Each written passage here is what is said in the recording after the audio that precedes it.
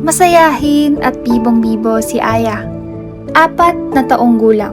Ngunit hindi mo aakalain na sa likod ng kanyang mga ngiti ay isang malubhang sakit pala ang kanyang nilalabanan.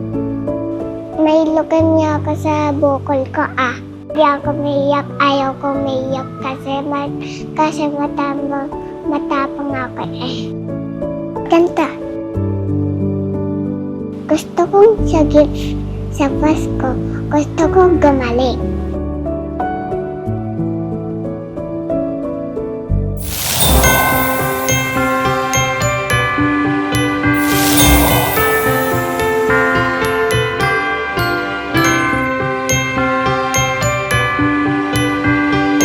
Good afternoon po!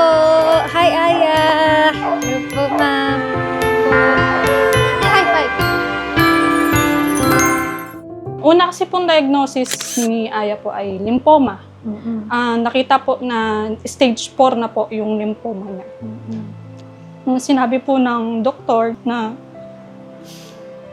leukemia na nga po yung naging sakit niya. Parang hindi ko po alam yung magiging reaction ko kasi ang liit-liit po niya, 3 taon lang po siya last year. Masakit po bilang magulang kasi po alaga po namin lahat ng anak namin. Hindi po namin akalain na aabot sa punto na yung nakakamatay pa po na sakit yung dada po kay Aya. Mabait po kasi at masigla o makulit, bibo na bata. Kaya po tulala po kami talaga.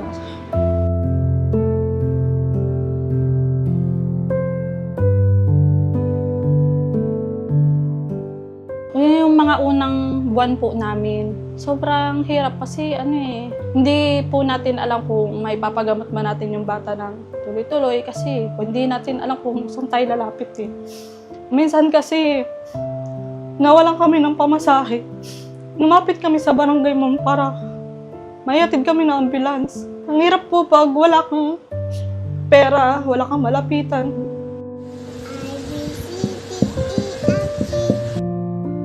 Unang check-up pa lang po, hindi pa po siya na-diagnose hanggang sa nagki-chemotherapy na po siya.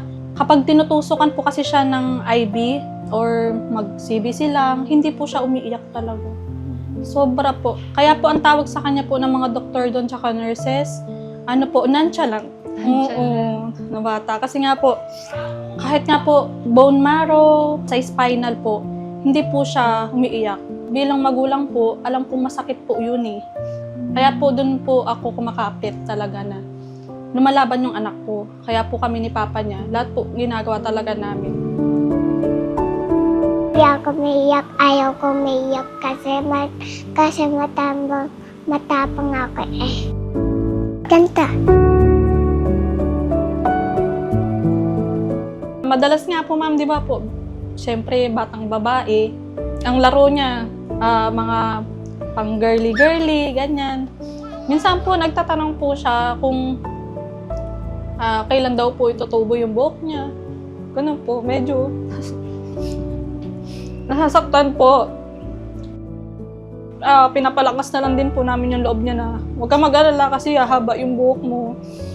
Ang sinasabi lang po niya sa amin, okay mama, okay lang kasi maganda naman ako. Ganun lang po. Positive po talaga siya, ma'am. Hindi niya po siya makikitaan ng negative po.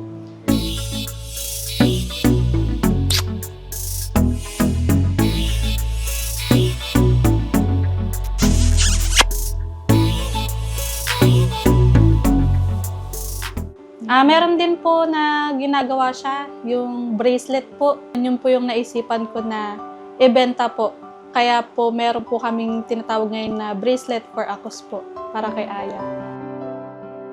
Bale, ang bracelet for ACOS po ni Aya is para po talaga sa medication niya po. Yung tuloy-tuloy po, para hindi po kami ma-delay po.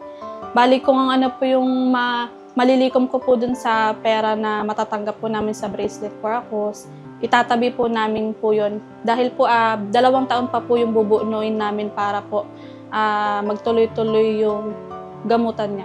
Nagtitinda kami yung bracelet namin. Ikaw gumawa? Mahilig ka gumawa ng bracelet? Yes. Bakit ka mahilig gumawa ng bracelet?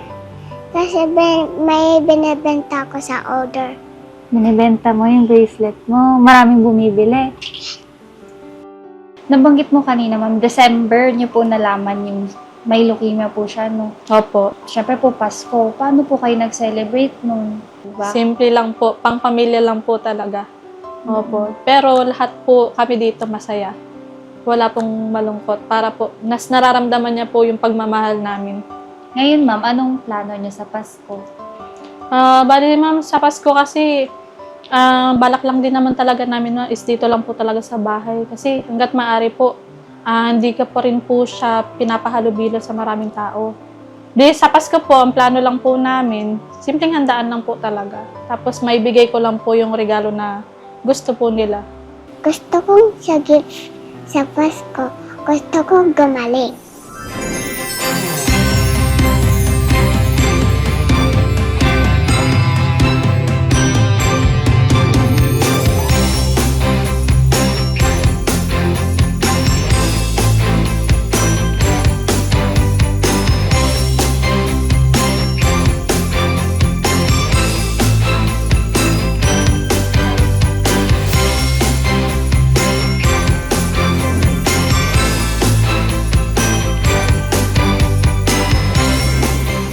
Maligayang Pasko po! Ay! Maligayang Pasko, Aya!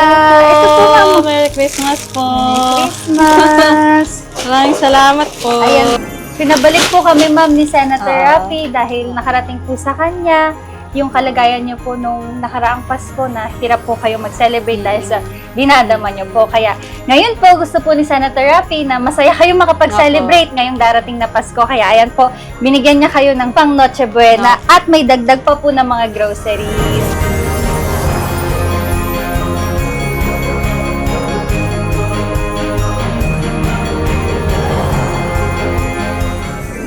Ngayon po, masiselebrate na po namin talaga siya ng masaya kami at wala kaming iniisip.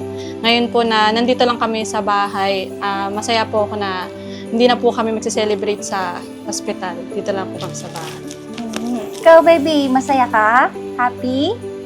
Yay! Ito, meron Thank you akong po. ano sa'yo, oo. Wow! May hat ka din. Oh, Wow. suot mo. Santa Claus Suot mo. Santa hat yan. Wow! Wow. Thank you! Yan, Pares kayo ni ate. Ang ganda. Yan, same lang din. Wow. Yan, pero hindi lang po dyan natatapos, ma'am, yung surpresa po ni Senator Raffy para kay Aya tsaka para sa inyo po. Dahil meron pa po siyang binigay na 50,000 pesos po para Thank you sa so inyo much po. 8, 9, 10, 11.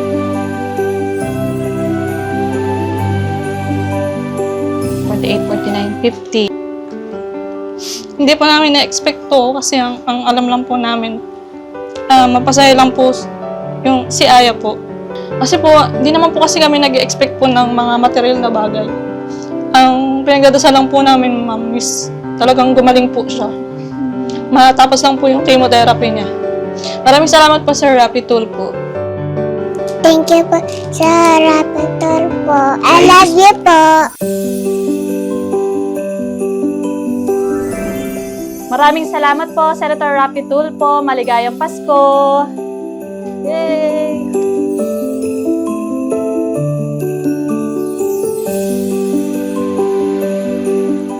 Maraming Pasko po.